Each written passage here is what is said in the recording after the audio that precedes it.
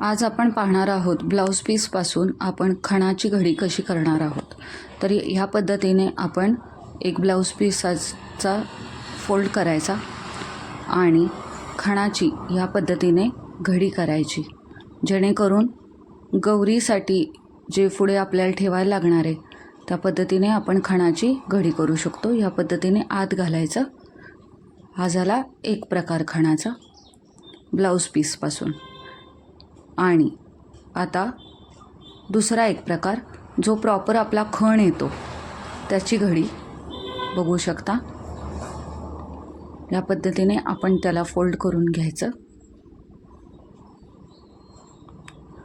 तर सेम पद्धतीनं पहिली छोटीशी घडी घालून मग अशी घडी घालत जायचं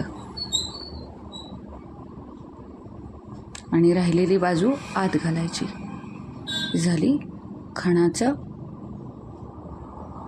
जी गौरीसाठी लागणार। थँक्यू।